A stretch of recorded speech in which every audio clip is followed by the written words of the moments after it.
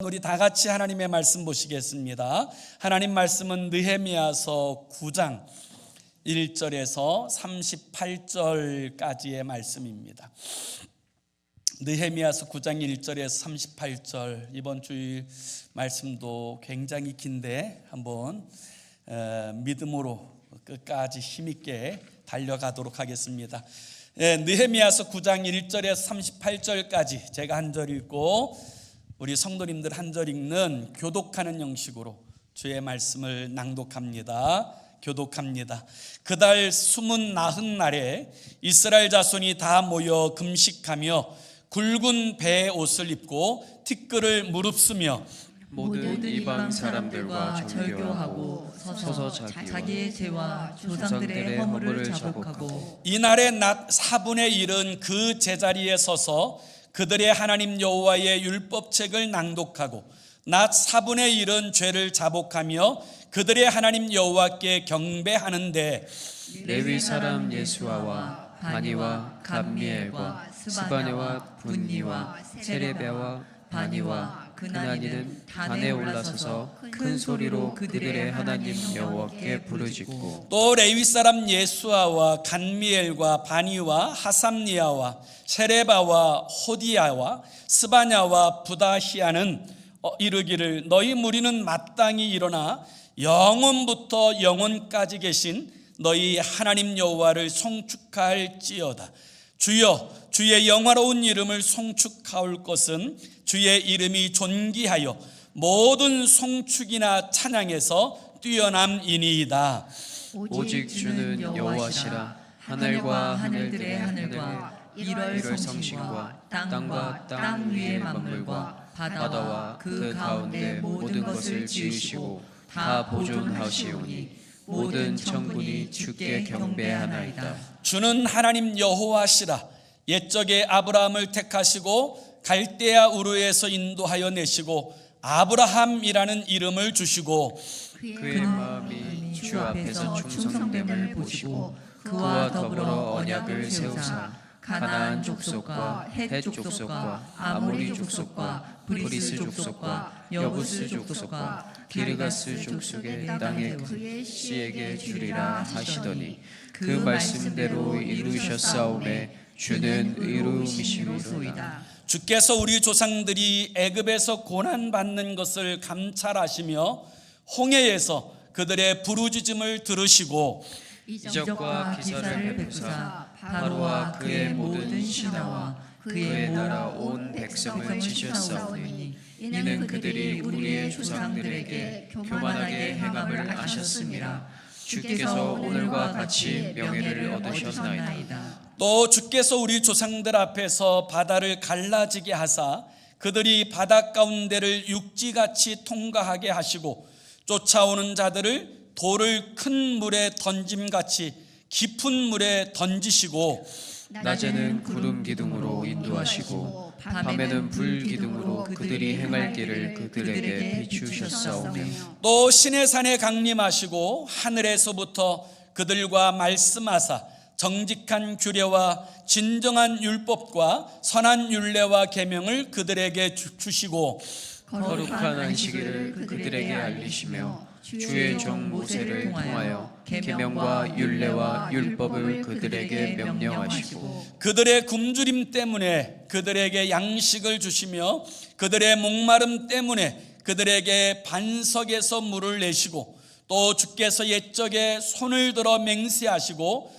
주겠다고 하신 땅을 들어가서 차지하라 말씀하셨사오나 그들과 우리 조상들이 교만하고 목을 굳게 하여 주의 명령을 듣지 아니하고 거역하며 주께서 그들 가운데서 행하신 기사를 기억하지 아니하고 목을 굳게 하며 패역하여 스스로 한 우두머리를 세우고 종되었던 땅으로 돌아가고자 하였나이다. 그러나 주께서는 용서하시는 하나님이시라. 은혜로우시며 긍휼히 여기시며 더디 노하시며 인자가 풍부하심으로 그들을 버리지 아니하셨나이다. 또 그들이 자기들을 위하여 송아지를 부어 만들고 이르기를 이는 곧 너희를 인도하여 애굽에서 나오게 하시니라 하여 하나님을 크게 모독하였사오나 주께서는 주의 크신 긍휼로 그들을 광야에 버리지 아니하시고 낮에는 구름 기둥이 그들에게서 떠나지 아니하고 길을 인도하며 밤에는 불 기둥이 그들이 갈 길을 비추게 하셨사오며 또 주의 선한 영을 주사 그들을 가르치시며 주의 만나가 그들의 입에서 끊어지지 않게 하시고 그들의 목마름을 인하여 그들에게 물을 주어 40년 동안 들에서 기르시되 부족함이 없게 하심으로 그 옷이 헤어지지 아니하였고 발이 부르트지 아니하였사오며 또 나라들과 족속들을 그들에게 각각 나누어 주시매 그들이 시온의 땅 곧 헤스본 왕의 땅과 바산 왕 옥의 땅을 차지하였나이다. 주께서 그들의 자손을 하늘의 별같이 많게 하시고 전에 그들의 열조에게 들어가서 차지하라고 말씀하신 땅으로 인도하여 이르게 하셨으므로 그 자손이 들어가서 땅을 차지하되 주께서 그 땅 가나안 주민들이 그들 앞에 복종하게 하실 때에 가나안 사람들과 그들의 왕들과 본토 여러 족속들을 그들의 손에 넘겨 임으로 행하게 하시매 그들이 견고한 성읍들과 기름진 땅을 점령하고 모든 아름다운 물건이 가득한 집과 판 우물과 포도원과 감람원과 허다한 과목을 차지하여 배불리 먹어 살찌고 주의 큰 복을 즐겨 싸우나 그들은 순종하지 아니하고 주를 거역하며 주의 율법을 등지고 주께로 돌아오기를 권면하는 선지자들을 죽여 주를 심히 모독하였나이다. 그러므로 주께서 그들을 대적의 손에 넘기사 그들이 곤고를 당하게 하심에 그들이 환난을 당하여 주께 부르짖을 때에 주께서 하늘에서 들으시고 주의 크신 긍휼로 그들에게 구원자들을 주어 그들을 대적의 손에서 구원하셨거늘 그들이 평강을 얻은 후에 다시 주 앞에서 악을 행함으로 주께서 그들을 원수들의 손에 버려두사 원수들에게 지배를 당하게 하시다가 그들이 돌이켜 주께 부르짖음에 주께서 하늘에서 들으시고 여러 번 주의 긍휼로 건져내시고 다시 주의 율법을 복종하게 하시려고 그들에게 경계하셨으나 그들이 교만하여 사람이 준행하면 그 가운데에서 삶을 얻는 주의 계명을 듣지 아니하며 주의 규례를 범하여 고집하는 어깨를 내밀며 목을 굳게 하여 듣지 아니하였나이다. 그러나 주께서 그들을 여러 해 동안 참으시고 또 주의 선지자들을 통하여 주의 영으로 그들을 경계하시되 그들이 듣지 아니하므로 열방 사람들의 손에 넘기시고도 주의 크신 긍휼로 그들을 아주 멸하지 아니하시며 버리지도 아니하셨사오니 주는 은혜로우시고 불쌍히 여기시는 하나님이시니이다. 우리 하나님이여 광대하시고 능하시고 두려우시며 언약과 인자하심을 지키시는 하나님이여 우리와 우리 왕들과 방백들과 제사장들과 선지자들과 조상들과 주의 모든 백성이 아수르 왕들의 때로부터 오늘까지 당한 모든 환난을 이제 작게 여기지 마옵소서. 그러나 우리가 당한 모든 일에 주는 공의로우시니 우리는 악을 행하여 싸우나 주께서는 진실하게 행하셨음이니이다. 우리 왕들과 방백들과 제사장들과 조상들이 주의 율법을 지키지 아니하며 주의 명령과 주께서 그들에게 경계하신 말씀을 순종하지 아니하고 그들이 그 나라와 주께서 그들에게 베푸신 큰 복과 자기 앞에 주신 넓고 기름진 땅을 누리면서도 주를 섬기지 아니하며 악행을 그치지 아니하였으므로 우리가 오늘날 종이 되었는데 곧 주께서 우리 조상들에게 주사 그것의 열매를 먹고 그것의 아름다운 소산을 누리게 하신 땅에서 우리가 종이 되었나이다. 우리의 죄로 말미암아 주께서 우리 위에 세우신 이방 왕들이 이 땅에 많은 소산을 얻고 그들이 우리의 몸과 가축을 임의로 관할하오니 우리의 곤란이 심하오며 우리가 이 모든 일로 말미암아 이제 견고한 언약을 세워 기록하고 우리의 방백들과 레위 사람들과 제사장들이 다 임봉하였느니라. 아멘. 전환점이라고 하는 용어가 있습니다. 이 전환점이라는 이 용어는 다른 방향이나 상태로 바뀌어지는 계기, 이것을 전환점 이렇게 이야기하는 거죠. 물리적으로 표현하게 되어지면 한 방향으로 갔던 그 부분이 어떤 사건이나 혹은 어떤 외부의 압력에 의해서 완전히 다른 방향으로 가게 되어지는 지점, 그렇게 변경되어지는 그 지점을 전환점이라고 이야기합니다. 이것을 영어로는 터닝 포인트 이렇게 이야기할 수 있게 되는 것이겠지요. 인생에 있어서도 이 전환점이라고 하는 것이 중요하다라는 사실을 누구나 다 잘 알 것이라고 저는 생각합니다.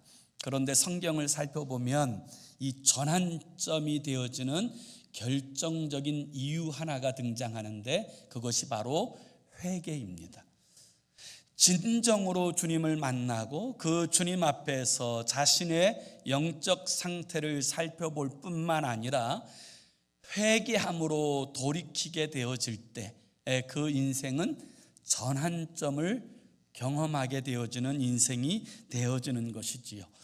오순절날 성령이 임하게 되어지자 이 120명의 사람들이 성령이 충만하여 성령의 말하게 하심을 따라 말하고 증거하는 이 신기한 광경을 보았던 사람들이 모여들기를 시작합니다.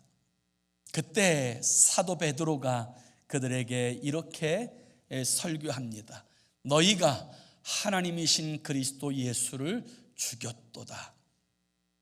이 하나님의 말씀을 듣고는 그곳에 모인 사람들이 마음에 찔려 가슴을 치며 통곡하며 이렇게 이야기합니다. 형제들아, 우리가 어찌할꼬 하였을 때 베드로는 이렇게 이야기합니다.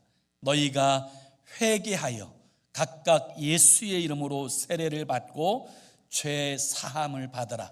그리하면 성령을 선물로 받을 것이다 라고 말씀하셨습니다. 그날 3,000명이나 되는 사람들이 자신의 죄를 회개하고 예수 그리스도를 영접하여서 죄 사함을 받게 되었는데 이것이 초대교회의 전환점이 되었습니다. 그리고 인류의 역사에 아주 중요한 전환점이 되었던 것을 우리는 알 수가 있습니다. 오늘 우리들의 삶의 자리에서도 여러분 이와 같은 전환점을 위하여 하나님께서 우리에게 허락하시는 기회, 이것은 회개의 기회라고 그렇게 이야기할 수 있습니다. 부흥은 회개에서부터 시작되어집니다.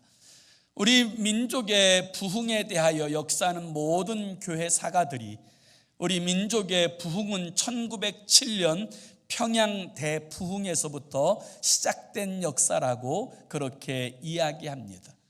그런데 사실 1907년 평양 대부흥 이전에 선교사였던 로버트 하디의 이야기를 우리는 기억할 필요가 있습니다. 로버트 하디는 의사 선교사로서 강원도 지역을 중심으로 해서 복음을 전하고 그리고 연약한 사람들을 치료하고 그리고 교회를 세우는 일에 열심을 내었던 선교사님이었습니다. 그런데 교회를 세우고 열심으로 섬기는 봉사의 직분을 감당하다가 교회 안에 들어와 있는 거짓된 그리스도인들, 교회를 이용하고 심지어 교회를 무너뜨리려고 하는 거짓 성도들을 보면서 이 영적 회의감에 빠집니다. 그리고 그 당시 조선 사람들을 경멸하게 됩니다.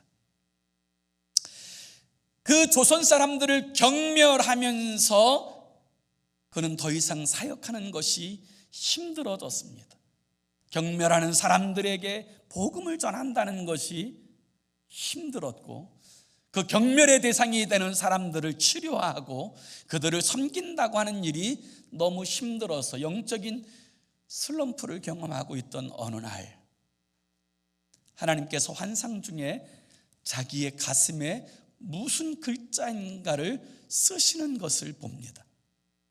그 가슴에 쓰여진 글자는 메네 메네 데겔 우바르신이라고 하는 글자였어요. 그 환상을 보고 로버트 하디 선교사는 왜 그 환상이 보여졌는지 단번에 깨달았습니다. 그리고는 그는 엎드려서 하나님 앞에 회개의 기도를 합니다. 하나님, 저의 영적 상태가 바벨론의 벨사살 왕과 같다는 말씀이군요.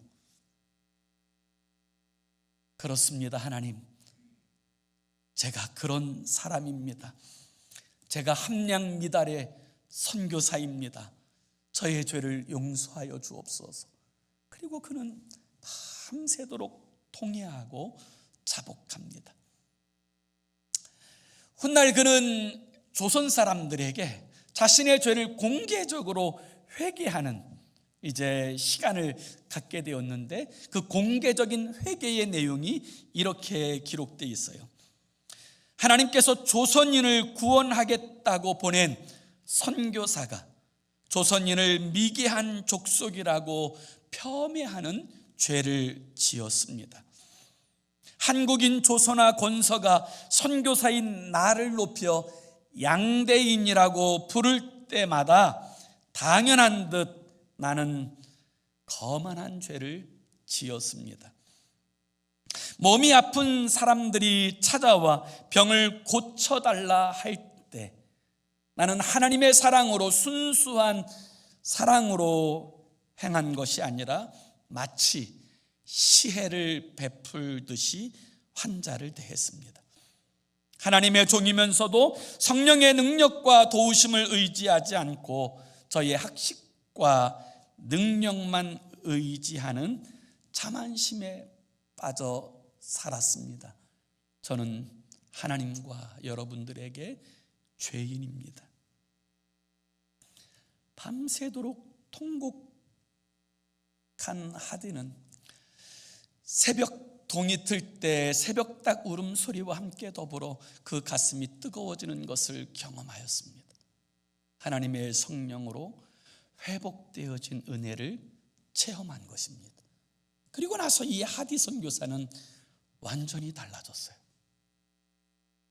얼마나 냉랭한 사람이든지 환자들이 왔다가도 이 하디 선교사에게 진료받는 것을 두려워했던 그런 사람이었는데, 이 사건 이후로 그는 완전히 변하여서 누구든지 사랑과 온유함으로 대하고 정말 그의 손길이 닿는 곳마다 치료가 임하는 이 놀라운 역사가 일어나게 되어집니다. 그러면서 이 사건 바로 다음에 1907년에 평양에서 장대현 교회에서 부흥회가 열립니다. 2주간의 부흥회가 진행되는 동안에 놀랍게도 이 부흥회 내내 마치 냉랭한 것처럼 아무런 감동이 없었습니다. 그러다가 이 부흥회의 막바지에 이르게 되었을 때 그레함 리라고 하는 선교사님, 이분이 나중에 자신의 이름을 개명해서 이길함이라고 개명하였는데, 이 이길함 목사님이 그 강단에 서서 하나님의 말씀을 전하면서 완전히 냉랭한 그들을 향해서 이렇게 질문합니다. 무엇 때문에 이 집회가 하나님의 은혜로부터 멀어졌습니까? 라고 묻습니다. 그때 한 사람이 손을 들고 나옵니다. 그리고 이렇게 고백하지요. 저 때문입니다. 제가 바로 아간입니다. 그는 길선주 장로였습니다. 1년 전에 자기의 사랑하는 친구가 죽어가면서 자신의 아내는 세상 물정이 너무 밝지 않으니 내 모든 유산을 자네가 좀 건사해주고 우리 가족들을 책임져 달라고 하는 이 유언과 같은 말을 남기고 그 일을 맡겼을 때 나는 걱정하지 말라고, 내가 잘 감당하겠다고 이야기를 했습니다. 그런데 지난 1년 동안 미화 100불에 상당하는 그 돈을 사취하였습니다. 아간, 나 같은 아간 때문에 하나님의 은혜가 지금 이곳에 임하지 않는 것입니다. 내가 이 죄를 회개하고 내일 날이 밝는 즉시에 그것을 그들에게 돌려주고 용서를 구하겠습니다. 여러분들도 저를 용서해 주십시오 하고는 그는 통곡하였습니다. 길선주 장로님의 이 회개를 이어서 많은 사람들이 자신들 또한 하나님 앞에 죄를 지은 아간이라고 고백하며 앞으로 나오기 시작했습니다. 나는 누구의 것을 도둑질하였습니다. 나는 누구의 것을 간음하였습니다. 하나님의 말씀을 어기고 교만하였습니다. 새벽 2시에 이르기까지 한 사람 한 사람들 나와서 자신의 죄를 고백하고 통회하고 자복하는 일이 벌어지게 되었을 때 하나님의 성령이 그 가운데 임하였고 각 사람들이 천안점을 맞이하는 이 놀라운 역사가 그곳에서 경험되어지게 되었습니다. 그때부터 1907년 그 사건 이후로 삼천리 반도강산에 이 복음이 선포되었고 수많은 그리스도인들이 회개하고 자신의 삶을 고쳐 바르게 살게 되어졌을 때 부흥의 역사가 우리 땅 가운데 나타나게 되어진 줄로 믿습니다. 부흥은 회개에서부터 오는 것입니다. 자신의 죄를 인정하는 회개에서부터 오는 거예요. 이성봉 목사님은 자주 이렇게 이야기했습니다. 죄 지은 사람이 지옥 가는 것이 아니라 회개하지 않은 사람들이 지옥 가는 것입니다라고 그는 담대히 선포했습니다. 하나님의 백성인 이스라엘 사람들은 성벽이 쌓아졌다고 해서 그것이 끝이 아니라 그것이 진정한 의미에서의 시작이라는 것을 알았습니다. 그래서 그들은 7월 1일 나팔절이 되자 다 수문 앞 광장, 영어로 하면 워터게이트에 다 모여서 그들이 하나님의 말씀을 듣고자 하였습니다. 그래서 하나님의 말씀을 계속적으로 듣다가 하나님의 말씀대로 살아야 된다고 하는 이 진리의 말씀을 붙들고 그달 15일에서 22일까지 한 주간 동안 초막을 세우고 초막 안에 들어가 살면서 하나님께서 우리 민족을 애굽에서 구원해 주신 이 구원의 감격을 다시 회복하려고 애썼습니다. 그리고 22일 끝나는 그 다음 날 이틀이 지나서 그들은 다시 수문 앞 광장에 모였습니다. 그들이 이번에 다시 수문 앞 광장에 모인 것은 회개하기 위해서 모였습니다.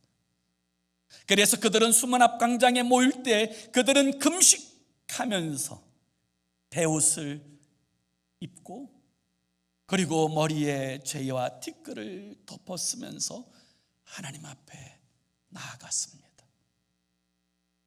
그들은 하나님의 말씀을 묵상하는 동안에 자신의 삶이 전환점을 맞이하기 위해서는 반드시 회개가 필요하다는 사실을 알았기 때문입니다. 진정으로 회개해야만 자신의 삶이 바뀌어질 수 있고 새로운 삶으로 나아갈 수 있다는 사실을 깨달을 수 있었기 때문입니다. 그래서 그들은 다시 워터게이트, 이 수문 앞 광장에 모여서 회개한 이야기가 오늘 우리가 읽은 이 본문의 말씀의 내용이지요. 그러면 여러분, 참된 회개는 무엇입니까? 무엇이 회개입니까? 오늘 성경은 첫 번째로 이 회개는 자신의 죄를 인정하는 것이라고 말씀하십니다. 자신의 죄를 인정하는 것, 이것이 바로 회개의 출발입니다. 그래서 느헤미야서 9장의 이야기는 여러분, 이스라엘 백성들이 그동안 범하였던 조상들의 죄와 자신들의 죄를 고백하며 인정하며 통회하며 자복하는 이야기입니다. 조상 때로부터 자신들이 얼마나 죄인으로 살아왔는지, 하나님의 마음을 얼마나 아프게 했는지에 대하여 인정하고 고백하는 이야기, 이것이 느헤미야 9장의 이야기예요.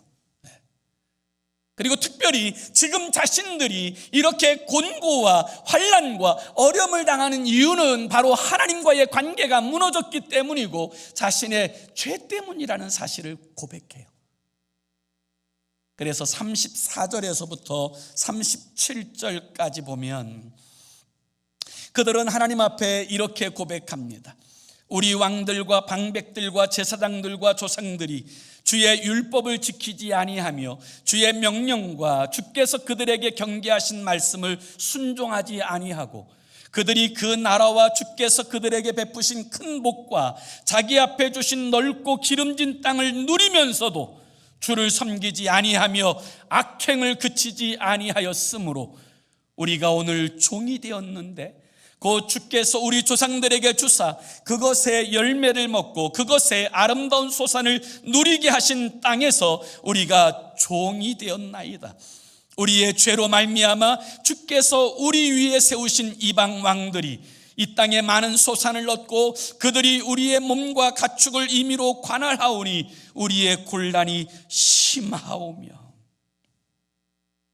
오늘 느헤미야서 9장에서 이야기하는 이 역사적으로 증명된 하나의 사건은 무엇이냐면 하나님의 백성들이 하나님과의 관계가 무너지고 죄를 범하게 될 때 그 인생이 곤고해진다는 거예요.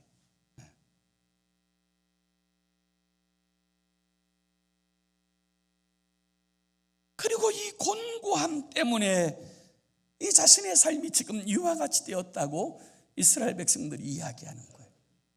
오늘 본문을 가만히 살펴보면 그들이 자신의 죄로 고백하는 가장 중요한 세 가지 죄가 등장합니다. 그 첫 번째가 교만이에요. 교만. 그래서 16절을 보면 그들은 자신의 죄, 계속적으로 반복해서 고백하는 자신의 죄 가운데 하나를 이렇게 말합니다. 그들과 우리 조상들이 교만하고 목을 굳게 하여 주의 명령을 듣지 아니하고. 하나님이 주인이신데 마치 자신들이 주인인 것처럼 교만하여서 하나님의 말씀을 듣지 않습니다. 하나님의 뜻을 따르지 않습니다. 그것이 그들의 죄였고 우리들의 죄라고 고백하는 거예요. 이 두 번째 죄는 불순종의 죄를 이야기해요. 그래서 17절에 보면 거역하며 주께서 그들 가운데에서 행하신 기사를 기억하지 아니하고 목을 굳게 하며 패역하여 스스로 한 우두머리를 세우고 종되었던 땅으로 돌아가고자 하였나이다. 이렇게 이야기하고 있어요. 주님이 은혜로 인도하시고 이끌어가시는 그 삶의 자리에서 불순종하여서 다시 옛날로 돌아가려고 하는 이 욕구에 사로잡혀 있는 그것이 우리의 죄의 모습이라는 거예요. 그리고 나서 세 번째로 이야기하는 것이 바로 우상숭배예요. 18절에 보면 뭐라고 말합니까? 또 그들이 자기들을 위하여 송아지를 부어 만들고 이르기를 이는 곧 너희를 인도하여 애굽에서 나오게 한 신이라 하여 하나님을 크게 모독하였사오나. 여러분, 이것이 우상숭배예요. 지금 왜 그들이 곤고함에 있느냐? 그것은 하나님과의 관계가 깨어졌기 때문이라는. 그래서 그 죄를 인정하는 것, 그것이 바로 관계 회복의 첫걸음이 되어지는 거예요. 그렇지만 오늘 우리가 이 본문의 말씀을 묵상하면서 우리가 반드시 기억해야 될 또 한 가지는 하나님 잘못했습니다 라고 하기 이전에 하나님이 어떤 분이신지에 대해서 먼저 고백할 필요가 있어요. 다시 말하면 하나님은 공의로우시고 완전하신데 우리의 죄 때문입니다 라고 하는 이 고백이 있어야 된다는 거예요. 그래서 33절에 보면 여러분, 그들이 이 고백 앞에 무엇이라고 고백합니까? 이렇게 고백해요. 33절에 보면 그러나 우리가 당한 모든 일에 주는 공의로우시니 우리는 악을 행하여 싸우나 주께서는 진실하게 행하셨음이니이다. 여러분, 이것이 중요해요. 많은 사람들이 회개하는 것 같은데 사실은 하나님을 원망합니다. 왜 하나님께서 그때 도와주시지 않습니까? 왜 하나님께서 그때 역사하시지 않았습니까? 회개하는 것 같은데 결국 하나님을 원망하는 어리석음에 빠져 있는 사람들이 너무 많아요. 그래서 회개라고 하는 것은 무엇이냐? 하나님은 완전하시고 하나님은 공의로우시고 하나님께서는 전혀 이 일에 있어서 죄가 없으세요. 그런데 우리의 죄 때문입니다. 이것이 진정한 죄의 고백이라는, 죄의 인정이라는 거예요. 여러분, 이스라엘 백성들의 역사를 한번 보세요. 애굽의 고통 중에 부르짖는 그들을 위하여 하나님께서는 그들을 애굽에서 구원해 내셨어요. 홍해 바다를 마른 땅처럼 건너게 하셨어요. 구름 기둥으로 불 기둥으로 인도하셨어요. 그 광야에서 줄이지 않도록 만나와 메추라기를 주셨어요. 반석에서 생수가 나와 그들이 가라지 않도록 하셨어요. 심지어 그들의 발이 부르트지 않도록 세심하게 섭리하시고 그들이 입고 나온 옷이 헤어지지 않도록 하나님께서 그렇게 역사하여 주셨어요. 그럼에도 불구하고 그들은 우상을 만들고, 그들은 조금만 자신의 뜻과 기미에 맞지 않으면 한 장관을 세워 애굽으로 돌아가자, 우리가 애굽의 고기가 막 곁에서 파와 부추와 마늘과 생선과 회를 먹었던 것이 더 그립다. 여러분, 하나님의 불의가 어디 있습니까? 하나님께서 이스라엘 백성들로 하여금 가나안 땅에 기업을 얻게 하신 이후에도 그들은 변하지 않았습니다. 하나님의 문제가 아니라, 하나님, 이 모든 연약함은 내 문제입니다. 내 죄입니다. 저의 잘못입니다. 이것이 바로 자신의 죄를 인정하는 것이고, 이 인정함이 회개의 출발이 되는 거예요. 사람들과의 관계에 있어서도 마찬가지 아닙니까? 내가 잘못했습니다. 내가 악했습니다. 내가 부족했습니다 라고 고백하면 원수라도 화해할 수 있어요. 하물며 하나님 앞에 우리의 죄됨을 인정하고 나아가게 될 때 하나님은 무너진 우리의 관계를 회복시켜 주시는 은혜로우신 하나님이신 줄로 믿습니다. 그게 하나님이에요. 그래서 회개는 철저하게 자신의 죄인됨을 인정하는 데서부터 시작하는 거예요. 회개의 본질적 의미 두 번째는 끊을 것을 끊는 거예요. 그게 회개예요. 그래서 오늘 본문 2절을 한번 다시 보세요. 2절, 우리 한번 같이 2절 읽습니다. 시작. 모든 이방 사람들과 절규하고서 서서 자기의 죄와 조상들의 허물을 자복하고. 회개는 단절하는 거예요. 하나님께서는 믿지 않는 자와 멍해를 같이 하지 말라고 말씀하셨어요.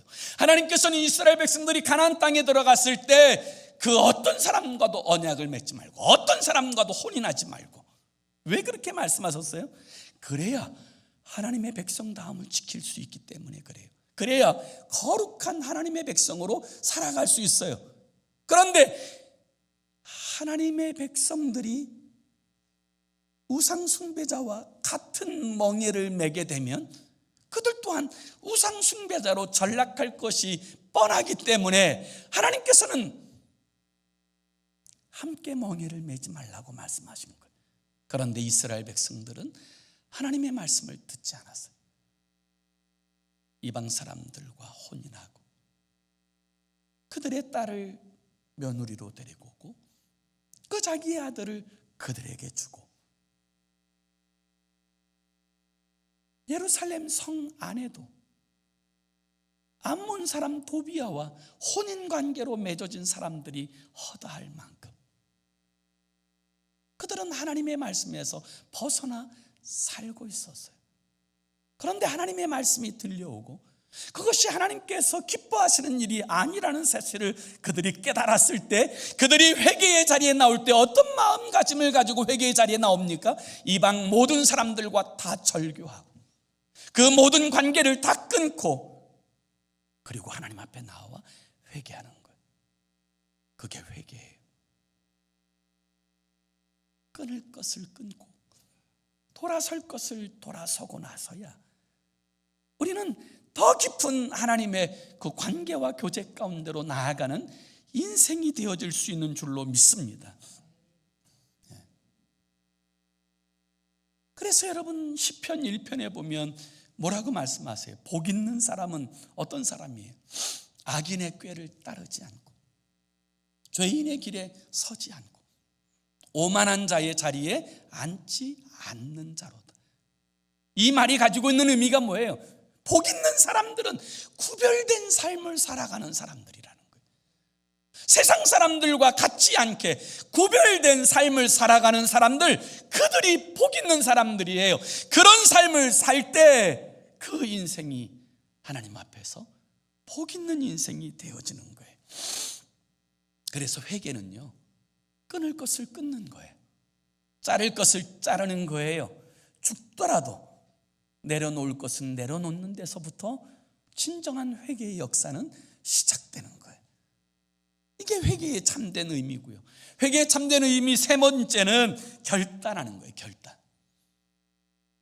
이제는 하나님의 말씀대로 살겠습니다. 결단하는 거예요. 그래서 오늘 보면 마지막 절인 38절에 보면 이런 말씀이 등장하는 거예요. 38절도 우리 함께 읽습니다. 38절 시작. 우리가 이 모든 일로 말미암아 이제 견고한 언약을 세워 기록하고 우리의 방백들과 레위 사람들과 제사장들이 다 임봉하나이다 하였느니라. 이 38절의 말씀은 이렇게 회개하고 난 다음에 이제는 문서로서 하나님과의 언약을 다시금 이제 세우는 거예요. 하나님과의 언약을 갱신하는 내용이에요. 공식적인 문서로 만들어서 하나님, 이제부터는 하나님의 영광을 위해 살겠습니다. 하나님, 이제는 정말 구별된 삶을 살겠습니다. 하나님 말씀대로 살겠습니다. 이렇게 문서로 남겨서 도장을 찍고 임봉하였다는 거예요. 이게 결단이라는 거예요. 모든 사람들이 볼 수 있도록 그렇게 결단하였다는 거예요. 그게 회개예요. 회개하고 세례를 받는 거예요. 그런데 여러분, 초대교회의 회개는요, 모든 사람들 앞에서 고백하는 고백이, 자신의 죄인됨을 인정하고, 그래서 그리스도 예수님의 은혜 없이는 살 수 없음을 인정하고, 그리고 이제 그리스도 예수 안에서 내가 죽은 존재인 것을 고백하며 세례를 받는 거예요. 그게 회개예요. 삭개오는 자신을 찾아오신 주님 앞에 그는 결단하지 않습니까? 내 재산의 절반을 가난한 자들에게 주겠사오며 내가 누구의 것을, 이 가운데 있는 모든 사람들 중에 누구의 것을 토색한 것이 있다면 저는 4배로 갚겠나이다. 그게 회개예요. 그 고백이 있을 때 주님께서 삭개오에게 뭐라고 말씀하세요? 하나님의 구원이 이 가정에 임하였다. 너도 아브라함의 자손이로다. 그게 회개예요. 여러분, 회개가 하나님과의 관계의 출발점이에요. 회개가 부흥의 시작이에요. 그리고 이 회개가 있을 때 우리의 인생은 전환점을 맞이하게 되는 거예요. 미국 사람들이 너무나도 잘 알고 있는 미국 역사의 오점으로 남겨진 그 역사 중에 하나가 워터게이트 사건이라고 그렇게 이야기하죠. 1970년대 정말 그 닉슨 대통령의 그 재선을 돕기 위해서 그 비선 조직에 있는 이 사람들이 그 상대편의 그 정보들을 불법으로 도청하여서, 그리고 나서 이 불법으로 도청한 그 내용을 가지고 음모론을 만들고, 그래서 이제 그 상대당의 그 대통령 후보를 떨어뜨리려고 하는 그 어떤 추악한 정치적인 이 일이 벌어지게 되죠. 그런데 그 사건을 왜 워터게이트라고 그랬을까요? 아까도 얘기한 것처럼 이 워터게이트는 수문이라는 뜻이잖아요. 왜 워터게이트라고 그랬을까요? 그것은 그 상대 당에 이제 그 전략본부가 있었던 그곳을 다 도청하고 그랬는데, 워싱턴 DC에 있는 호텔의 이름이었어요. 그래서 그 호텔의 이름을 따라서 워터게이트라고 하는 이제 사건이라고 표현하게 되어졌는데요. 그때 이 전체적인 이 총괄을 하였던 사람이 있어요. 그게 누구냐면 찰스 콜슨이라고 하는 사람이에요. 이 사람은 그 당시에 악의 사신이라고 불려질 만큼 인정사정 없는 그런 사람이었어요. 그런데 이 워터게이트 사건이 드러나고 결국 그가 이제 구속되게 되었을 때, 그 구속되기 직전에 그를 사랑하는 친구가 그에게 와서 책 한 권을 줍니다. 탐 필립스라고 하는 친구가 책 한 권을 주는데, 그 책이 C.S. 루이스가 지은 이제 그 기독교에 관한 순전한 기독교라는 책이에요. 그 책을 선물하면서 이렇게 이야기해요. 여보게, 내가 이 순전한 기독교라고 하는 책을 읽으면서 주님을 만나서 거듭났다네. 자네도 이 책을 읽고 거듭났으면 좋겠다. 그리고 나서 그 책을 선물해줘요. 훗날 이 찰스 콜슨이 이 순전한 기독교라고 하는 이 책을 읽고 나서 정말 그도 주님을 만납니다. 예수님을 만나요. 그래서 그가 이 찰스 콜슨이 훗날 거듭남이라고 하는 책을 썼는데요. 여러분도 한번 가능하시면 사서 읽어보세요. 이 거듭남이라고 하는 이 책에 보면 이 찰스 콜슨이 이렇게 자신을 이제 고백합니다. 그날 밤 나는 워터게이트의 더러운 정치적인 죄가 아니라 내 안에 깊이 숨어 있는 죄를 발견했다. 내 영혼은 몹시 고통스러웠고 나는 그 고통을 피할 수가 없었다. 나는 하나님께 울부짖으며 기도하였고 하나님은 기다렸다는 듯이 그 크신 팔로 나를 안아주셨다. 나는 아무런 저항도 하지 않고 하나님의 품에 안겼으며 그날 밤 예수 그리스도께 내 인생 전부를 드렸다. 그날 이후로 내 삶은 완전히 달라졌다. 전환점이 내게 온 것이다.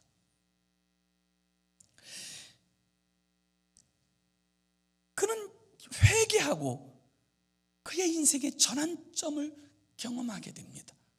어떻게 살아야 되는지 분명하게 알게 되어진 거예요. 그래서 그는 감옥에 들어가서 정치적 거물로서 감옥에 들어갔지만, 감옥에 들어가서 그는 간수들의 발을 씻겨주고 이 간수들을 철저하게 섬기는 삶을 삽니다. 처음에 이 죄인들, 이 죄수들, 간수들을 그가 섬겨주고 행하게 되었을 때 사람들은 다 수근거렸다 그래요. 쇼라고 다 이야기했다 그래요. 그런데 그가 완전히 달라져서 오랜 시간이 지나도 그의 섬김이 달라지지 않고 겸손한 마음으로 섬기는 이 모습을 보고는 그들은 모두가 그가 하나님을 진짜 만났다라는 사실을 인정하게 되었다고 합니다. 그리고 나서 그가 교도소 선교회를 세우고 그리고 소외된 수많은 사람들을 섬기다가 그는 종교계의 노벨상이라고 불려지는 템플턴 상을 수상합니다. 그때 이 찰스 콜슨이 또다시 이렇게 이야기해요.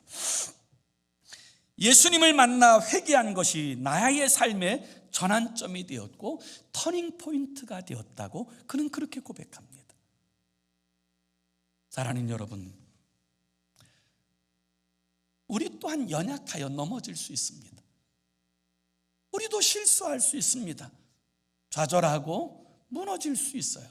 그러나 회개하면 다시 일어날 수 있습니다.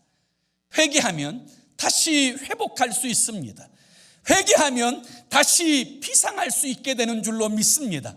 회개는 하나님과의 관계를 조율하는 거예요. 하나님과의 관계가 회복되어지는 거예요. 그것이 부흥이에요. 무너졌던 하나님과의 관계를 다시 회복하게 될 때 그 인생은 다시금 비상하며 하나님의 영광을 위해서 쓰임받아지는 거룩한 인생이 되어지는 줄로 믿습니다. 톨스토이는 이런 이야기를 했어요. 성자는 자신을 죄인의 괴수라고 고백하는 사람들이다. 보통 사람들은 나는 남들보다는 괜찮은 사람이라고 생각하는 사람이다. 그러나 정말 악한 사람들은 자신이 처한 환경에서 자신은 최선을 다했고 잘 살고 있다고 하는 사람들이다. 그들이 가장 악한 사람들이다라고 톨스토이는 이야기했어요. 하나님과 친밀하고 하나님과 바른 교제 가운데 살아가는 사람일수록 자신의 죄에 민감합니다. 그래서 자신은 죄인의 괴수라고 고백하게 되어지는 거예요. 그리고 우리가 이와 같이 자신의 죄를 고백하고 통회하고 자복할 때, 그때부터 우리의 삶은 새로워집니다. 그때부터 우리의 인생은 곤고함을 벗어나 하나님의 영광을 향해 날아오르는 주의 사람으로 살게 되어지는 줄로 믿습니다. 그렇게 쓰임받는 저와 여러분의 삶이 되기를 예수의 이름으로 축원합니다. 기도합시다. 우리 함께 같이 기도하기 원하는데요, 수문 앞 광장에 모였던 하나님의 백성들처럼 정말 죄를 회개하여서 인생의 전환점을 맞이하는 우리가 되었으면 좋겠어요. 오늘 주님께서 우리에게 주신 말씀을 마음에 새기고 우리가 한 가지 기도 제목만 가지고 오늘 이 시간에 함께 기도했으면 좋겠어요. 그 한 가지 기도 제목은 주여 나에게 회개의 영을 부어 주옵소서. 돌이킬 것을 돌이키고 끊을 것을 끊을 수 있는 결단의 영을 부어 주옵소서. 그래서 오늘 이 시간이 내 삶의 전환점을 맞이하는 그런 시간이 되게 하옵소서. 아버지, 내 죄에 대해서 더 민감하게, 주님과의 관계를 더 민감하게 살피면서 정말 주님 앞에 다시금 붙잡힌 바 되어 아버지 믿음으로 비상하는 우리의 삶이 되게 해달라고 우리 함께 합심으로 기도하겠습니다. 살아계신 하나님 아버지, 오늘 사랑하는 주님 앞에서 오늘 이 수문 앞 광장에 모였던 하나님의 백성들이 아버지 베옷을 입고 아버지 티끌을 무릅쓰고 그리고 아버지 하나님 금식하며 하나님 앞에 회개합니다. 회개하면 다시 살아날 것을 믿기에, 회개하면 다시 일어날 것을 믿기에, 회개하면 다시 하나님과의 관계가 회복될 것을 믿기에, 그게 진정한 부흥인 것을 믿기에, 그런 아버지 통회하며 자복하며 회개하며 하나님 앞에 나아갑니다. 회개하면 죄 용서를 받고 추악한 인생의 자리에서 비상하는 은혜가 있음을 믿기에 그들이 회개의 자리에 나아갑니다. 회개하면 기도 응답을 받고, 회개하면 위로를 받고, 회개하면 성령을 받고, 회개하면 새로워질 것을 믿기에, 그것이 하나님께서 우리를 향한 기대이심을 믿기에 그들이 아버지 하나님 통곡하고 회개하고 하나님 앞에 나아가서 아버지 거룩한 인을 칩니다. 오늘 우리에게도 아버지 결단이 있게 하여 주셔서 끊을 것을 끊고 아버지 버릴 것을 버리면서 아버지 주님과의 관계에 집중하게 하시고 주님께로 돌아오게 하시고 아버지 하나님 우리의 삶의 전환점을 맞이하는 우리가 되도록 하나님 축복하여 주옵소서. 우리의 삶이 주의 손에 붙들림 받으여 쓰임 받도록 통치하여 주시고 아버지 하나님 참된 회개를 통하여 하나님과의 바른 관계를 회복하고 하늘로 비상하는 주의 사람들이 다 되게 하여 주시옵소서. 사랑하는 주님, 오늘 수문 앞 광장에 모였던 하나님의 백성들의 회개의 자리를 우리가 봅니다. 오늘 우리는 하나님 앞에서 거치는 바가 없는지, 하나님께서 돌이키려 하시는 것이 없는지 돌아보게 하여 주시고, 하나님 우리 주님과의 관계를 무너뜨리는 모든 것을 버리고 끊고 우리 주님과의 관계에 몰두하는 저와 우리 모든 성도들 되게 하여 주옵소서. 예수 그리스도의 이름으로 기도 올리옵나이다. 아멘.